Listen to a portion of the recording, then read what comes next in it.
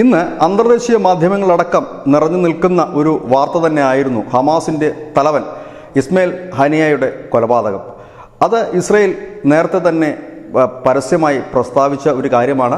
അതായത് മാസങ്ങൾക്ക് മുമ്പ് ഇസ്രായേലിലേക്ക് ഹമാസ് കടന്നു കയറി ഹമാസിൻ്റെ ഭീകരർ കുട്ടികൾ ഉൾപ്പെടെ നൂറുകണക്കിന് പേരെ കൊലപ്പെടുത്തുകയും ചെയ്തപ്പോൾ ഇസ്രായേൽ പാർലമെൻറ്റ് കൂടിയപ്പോൾ ബെഞ്ചമിൻ നെതന്യാഹു പരസ്യമായി പറഞ്ഞതാണ് തങ്ങൾ നോട്ടമിട്ടിരിക്കുന്നത് ഇസ്മയിൽ ഹാനിയയാണ്. ഇസ്മയിൽ ഹാനിയയെ വധിക്കാതെ തങ്ങൾക്ക് വിശ്രമമില്ല എന്ന് പറയുകയും നിരന്തരം പ്രത്യാക്രമണങ്ങൾ നടത്തുകയൊക്കെ ചെയ്തിരുന്നു.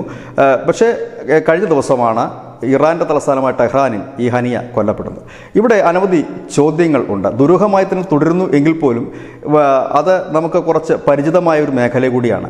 കാരണം ഇപ്പോൾ ഈ യുദ്ധം, ഈ ഗാസയിൽ നടക്കുന്ന ഈ ഒരു യുദ്ധം, ഒരു ഏറ്റുമുട്ടൽ അവസാനിപ്പിക്കണമെന്ന് ലോകരാജ്യങ്ങൾ പലതും ഇസ്രായേലിനോടും മറ്റും ആവശ്യപ്പെടുന്നുണ്ട്. ഇതിൽ ഒരു വെടിനിർത്തൽ അനിവാര്യമായൊരു ഘട്ടത്തിലേക്കാണ്. അമേരിക്ക വളരെ സജീവമായി തന്നെ ഈ വിഷയത്തിൽ ഇടപെടുന്നുമുണ്ട്. കാരണം ഇതിന് നീട്ടിക്കൊണ്ട് പോകരുത്, ഇല്ലെങ്കിൽ അങ്ങനെ നീട്ടിക്കൊണ്ട് പോയി കഴിഞ്ഞാൽ അത് പല രാജ്യങ്ങളെയും ബാധിക്കുന്ന തരത്തിലേക്ക്, അതായത് യുദ്ധം മാത്രമല്ല സാമ്പത്തികമായി പോലും പല രാജ്യങ്ങളെയും അത് ബാധിക്കുന്ന തരത്തിലേക്ക് മാറും. അതുകൊണ്ട് ഇത് അവസാനിപ്പിക്കണം എന്ന ഒരു നിർദ്ദേശം പല ലോക രാജ്യങ്ങളും മുൻപോട്ട് വെക്കുകയുണ്ടായി. ഇസ്രായേലിനെ സംബന്ധിച്ചും ഇപ്പോൾ മാസങ്ങൾ പലത് കഴിഞ്ഞിരിക്കുന്നു. അവർ തുടക്കം മുതലേ പറഞ്ഞിരുന്നു ഇത് വളരെ കാലം നീണ്ടു നിൽക്കുന്ന ഒരു പോരാട്ടമായിരിക്കും. കാരണം പൂർണ്ണമായി ഇവരെ ഇല്ലാതാക്കുക, ഹമാസിനെ ഇല്ലാതാക്കുക എന്നാണ് തങ്ങളുടെ ലക്ഷ്യമെന്ന്. പക്ഷേ ഈ അടുത്ത കാലത്ത് ഒരു വെടിനിർത്തലിൻ്റെ ഒരു അടുത്ത ഘട്ടം വരെ കാര്യങ്ങൾ എത്തുകയും ചെയ്തു. പെട്ടെന്നാണ് അതിൽ നിന്ന് ഇസ്രായേൽ പിന്മാറുന്നത്. അതിന് പ്രധാനപ്പെട്ട കാരണം ഈ ലെബനൻ ആസ്ഥാനമാക്കിയിട്ടുള്ള ഈ ഹിസ്ബുള്ളയുടെ ഒരു ആക്രമണമായിരുന്നു. ഈ കഴിഞ്ഞ ദിവസമാണ് ഗോലാൻ കുന്നുകളിൽ കളിച്ചുകൊണ്ടിരുന്ന ഇസ്രായേൽ കുട്ടികൾക്ക് നേരെ തന്നെ ഒരു വലിയ അറ്റാക്ക് ലെബനനിൽ നിന്നും ഈ ഹിസ്ബുള്ള നടത്തിയത്. അതുമൊക്കെ ഇസ്രായേലിനെ വളരെയധികം ചൊടിപ്പിച്ചിരുന്നു. ഇതിൻ്റെ ഒരു പ്രതികാരം ചെയ്യുക എന്നുള്ളതാണ് അവരുടെ ഒരു, ഇസ്രായേലിനെ സംബന്ധിച്ച് നമുക്കറിയാം. കാരണം അവരുടെ അടുത്ത് അല്ലെങ്കിൽ അവരെ ആക്രമിക്കുന്നവരെ അവർ ഈ ലോകരാജ്യത്ത് എവിടെയുള്ളവരാണെങ്കിലും പിന്നാലെ ചെന്നവരെ കൊലപ്പെടുത്തുക എന്നുള്ളതാണ് അവരുടെ മൊസാദ് എന്ന് പറയുന്ന ഒരു സംഘടന തന്നെ രൂപീകരിച്ചിരിക്കുന്നു, ഇല്ലെങ്കിൽ ആ ഒരു ഏജൻസി തന്നെ വർക്ക് ചെയ്യുന്നത് അതിനുവേണ്ടി തന്നെയാണ്. പക്ഷേ ഇപ്പോൾ നടന്ന ഈ കൊലപാതകത്തിൽ വിവിധ രാജ്യങ്ങൾക്ക് അറിവുണ്ടായിരുന്നു എന്നുള്ള ചില വാർത്തകൾ വരികയാണ്. ഒരുപക്ഷെ നമ്മളൊന്ന് ചിന്തിക്കുമ്പോൾ അതിന് സാധ്യതകൾ വളരെ കൂടുതലുമാണ്. കാരണം ഇസ്രായേൽ പിന്മാറണമെങ്കിൽ ഇസ്രായേലിന് ഒരു വിജയം നേടിയേ മതിയാകൂ. ഈ നിലവിലത്തെ സാഹചര്യത്തിൽ ഈ ഗാസ 90% അവരുടെ പക്കലാണ്, അല്ലെങ്കിൽ 90% നിയന്ത്രണം ഇസ്രായേലിൻ്റെ പക്കലാണെങ്കിൽ പോലും ഈ ഹമാസിനെ പൂർണ്ണമായി തുടച്ചു നിൽക്കാൻ ഇനിയും മാസങ്ങൾ വേണ്ടി വരും. അത് വലിയ ചിലവുള്ള ഒരു പ്രക്രിയ മുമ്പോട്ട് പോകുന്നു. ഇസ്രായേൽ തന്നെ ബെഞ്ചമിൻ നെതന്യാഹുവിനെതിരെ അവിടുത്തെ പ്രതിപക്ഷ പാർട്ടികൾ മാത്രമല്ല ജനങ്ങളുമാകെ രോക്ഷാകുലരാണ്. കാരണം തട്ടിക്കൊണ്ടുപോയ ബന്ദികളൊന്നും മോചിപ്പിക്കപ്പെടാത്തൊരു സാഹചര്യം, ഈ നിരന്തരമായി ഈ യുദ്ധമുഖത്തേക്ക് നിൽക്കുന്ന ഒരു സാഹചര്യം. ഈ ഒരു സാഹചര്യത്തിൽ സ്വാഭാവികമായി ഇസ്രായേലിനും ഒരു വെടിനിർത്തൽ അനിവാര്യമാണ്. കാരണം ഒരു ചെറിയ ബ്രേക്ക് വേണ്ട അനിവാര്യമായൊരു ഘടകം തന്നെയാണ്. അപ്പോൾ ആ ഒരു സാഹചര്യത്തിലാണ് ഈ അവരുടെ ഒരു വിജയം വന്നതിന് ശേഷം പെട്ടെന്ന് വെടിനിർത്തലിലേക്ക് പോകാൻ ഇസ്രായേൽ ഒരുങ്ങുന്നു എന്നുള്ള വാർത്തകൾ ഒരാഴ്ചയ്ക്ക് മുമ്പാണ് അന്തർദേശീയ മാധ്യമങ്ങൾ റിപ്പോർട്ട് ചെയ്തിരുന്നത്. അതിന് അവർ മുൻപോട്ട് വെച്ചിരിക്കുന്ന ഒരു ഉപാധി ഇതായിരുന്നു. ഖത്തർ അടക്കമുള്ള രാജ്യങ്ങളാണ് ഈ ഇസ്മയിൽ ഹാനിയയ്ക്ക് താവളം ഒരുക്കിക്കൊണ്ടിരുന്നത്. അവിടെ നിന്നാണ് മുൻപും, അതായത് ഹമാസിനെ ഇസ്രായേൽ ആക്രമിക്കുന്നതിന് മുൻപും അവിടെ നിന്നാണ് ഹാനിയ ഈ ഭീകരപ്രവർത്തനങ്ങൾക്ക് നേതൃത്വം നൽകിക്കൊണ്ടിരുന്നത്. അപ്പോൾ ഈ ഹാനിയയെ വധിക്കുക, അതിന് ശേഷം ഒരു വെടിനിർത്തൽ, ഒരു ചെറിയ ബ്രേക്ക് എടുക്കുക, അതിനുശേഷം വീണ്ടും ഹമാസിൻ്റെ ഭാഗത്ത് നിന്ന് നീക്കമുണ്ടായാൽ തിരിച്ചടിക്കുക, ഈ ഒരു ലൈനിലേക്ക് ഇസ്രായേൽ നീങ്ങുന്നു.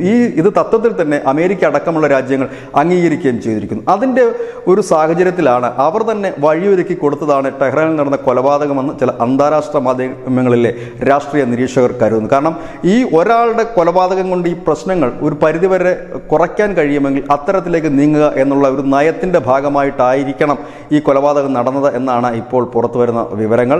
കാരണം ഈ ഇസ്മയിൽ ഹാനിയ പങ്കെടുത്തത് ഒരു വലിയ ചടങ്ങ് തന്നെയായിരുന്നു. അതായത് ഇറാൻ്റെ നിയുക്ത പ്രസിഡന്റ് സ്ഥാനമേൽക്കുന്ന ഒരു ചടങ്ങ്. ആ സ്ഥാനമേൽക്കുന്ന ചടങ്ങിൽ പങ്കെടുത്ത് 24 മണിക്കൂർ തികയും മുമ്പാണ് ഇസ്രായേൽ ഇത്തരത്തിൽ ആളെ ഹനിയയെ പൂർണ്ണമായി ഇല്ലാതാക്കി കഴിഞ്ഞിരിക്കുന്നത്.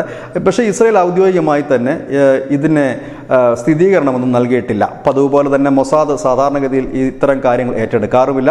ഈ ഒരു കൊലപാതകത്തിന് പിന്നാലെ വിവിധ രാജ്യങ്ങളുടെ പ്രതികരണം ശ്രദ്ധിച്ചാൽ നമുക്ക് മനസ്സിലാകുന്ന കാര്യം, ചൈന, റഷ്യ, തുർക്കി, ഒപ്പം തന്നെ പാകിസ്ഥാൻ, ഖത്തർ തുടങ്ങിയ രാജ്യങ്ങൾ മാത്രമാണ് ഇതിനെ അപലപിച്ചുകൊണ്ട് രംഗത്തെത്തിയ രാജ്യങ്ങൾ എന്ന് നമുക്ക് പറയേണ്ടി വരും. പ്രധാനപ്പെട്ട മറ്റ് രാജ്യങ്ങളൊന്നും തന്നെ ഇതിനെ അപലപിച്ച് രംഗത്തെത്തിയില്ല. ഈ അപലപിച്ച രാജ്യങ്ങളാകട്ടെ ഈ പറയുന്ന കാര്യം ഈ കൊലപാതകത്തിനെ തള്ളി പറഞ്ഞുകൊണ്ടല്ല, ഇല്ലെങ്കിൽ കൊലപാതകത്തിനെ ന്യായീകരിച്ചുകൊണ്ടുമല്ല, പകരം അവർ പറയുന്ന കാര്യം ഇത്തരം കൊലപാതകങ്ങൾ മേഖലയിൽ കൂടുതൽ സംഘർഷമുണ്ടാകും, അതുകൊണ്ട് ആത്മസംയമനം പാലിക്കണമെന്നുള്ള രീതിയിലാണ്. പക്ഷേ പാകിസ്ഥാനെ പോലെ തുർക്കിയെ പോലെ പരസ്യമായി തന്നെ ഈ ഹമാസിനെ പിന്തുണയ്ക്കുന്ന രാജ്യങ്ങളുണ്ട്. അവർ ആ തരത്തിൽ തന്നെയാണ് പറഞ്ഞിരിക്കുന്നത്. പിന്നീട് ഈ കൊലപാതകത്തിനെ എതിർത്തുകൊണ്ട് രംഗത്തെത്തിയിരിക്കുന്നതൊക്കെ ഈ തീവ്ര ഇസ്ലാമിസ്റ്റ് ഗ്രൂപ്പുകൾ, അതിൽ തന്നെ പ്രധാനപ്പെട്ട ഗ്രൂപ്പുകളൊന്നും തന്നെയില്ല.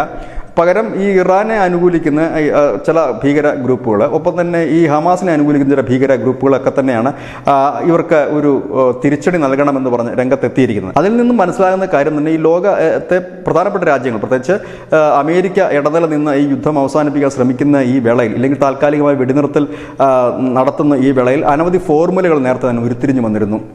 അതിലൊന്ന് ഗാസയുടെ പൂർണ്ണ നിയന്ത്രണം ഇസ്രായേലിന് നൽകുക. കാരണം അത് ഇസ്രായേൽ വളരെ കാലമായി ആവശ്യപ്പെടുന്ന ഒന്നാണ്. കാരണം ഈ ഗാസയുടെയും മറ്റും അതിർത്തിയിൽ കൂടെയാണ് തുരങ്കങ്ങൾ സൃഷ്ടിച്ച് ഈ ഹമാസ് ഇസ്രായേൽ കടന്നു കയറുന്നത്. അതുകൊണ്ട് ആ ഗാസയുടെ മുഴുവൻ നിയന്ത്രണം ഇസ്രായേലിൻ്റെ പക്കൽ വെക്കുക. ഒരുപക്ഷെ അതിൻ്റെ ഭാഗിക നിയന്ത്രണം ഇസ്രായേലിന് നൽകിയേക്കാം. അതുകൂടാതെ തന്നെ ഇസ്രായേലിൻ്റെ ഒരു വിജയം ആഘോഷിച്ച ശേഷം, അതായത് ഒരു വൻ തിരിച്ചടി നൽകിയതിന് ശേഷം താൽക്കാലികമായി വെടിനിർത്തലിലേക്ക് പോകുന്നതിൻ്റെ ഭാഗമായിട്ടാകണം ഒരുപക്ഷെ ഈ ഹനിയയുടെ കൊലപാതകത്തെ നാം കാണാം. അതുകൊണ്ട് നമുക്ക് ഈ ഒരു കൊലപാതകത്തെ തുടർന്ന് തുടർ കൊലപാതകങ്ങൾ നടക്കാനുള്ള സാധ്യതകൾ കുറവാണ്. ഒരുപക്ഷെ കുറച്ച് ദിവസത്തിനുള്ളിൽ ഇസ്രായേൽ നോട്ടമിട്ട ചിലർ കൂടി കൊല്ലപ്പെട്ടേക്കാം. അതിനുശേഷം ഈ യുദ്ധം താൽക്കാലികമായി നിർത്തിവെക്കാൻ സാധ്യതയുണ്ട്. കാരണം ഈ ഹമാസ് ഇസ്രായേൽ പോരാട്ടം ഇന്നും ഇന്നലെയും തുടങ്ങിയതല്ല, വർഷങ്ങളുടെ പഴക്കമുള്ള ഒന്നാണ്. അതുകൊണ്ട് തന്നെ ഇടക്കാലത്ത് അവർ വെടിനിർത്തുകയും വീണ്ടും ഈ യുദ്ധം തുടങ്ങുകയും ചെയ്യുന്നൊരു രീതിയാണ് അവരുടെ. അതുകൊണ്ട് തന്നെ ഹനിയുടെ കൊലപാതകം അത്തരത്തിൽ കാണേണ്ടി വരും. ചില രാജ്യങ്ങൾ ഇതിൻ്റെ മധ്യസ്ഥത വഹിക്കുന്നതും ഇല്ലെങ്കിൽ യുദ്ധം അവസാനിപ്പിക്കണമെന്നും ഒക്കെ ആഗ്രഹിക്കുന്ന ചില രാജ്യങ്ങൾ ചേർന്ന് പ്ലാൻഡായി നടത്തിയ ഒരു കൊലപാതകമായി തന്നെ നമുക്കിതിനെ കാണാൻ കഴിയും. ഇറാൻ ഏതായാലും ഔദ്യോഗികമായിട്ടൊന്നും ഈ കൊലപാതകത്തെ അപലപിച്ച് രംഗത്തെത്തില്ല. പക്ഷേ ഇറാനിലുള്ള വിവിധ ഗ്രൂപ്പുകളും മത പണ്ഡിതന്മാരും ആത്മീയ നേതാക്കളുമൊക്കെ ഇതിനെതിരെ പ്രതികരിച്ച് രംഗത്തെത്തിയിട്ടുമുണ്ട്. ഇതാണ് ന്യൂസിനെ നമ്മുടെ പോയിന്റ്. നന്ദി, നമസ്കാരം.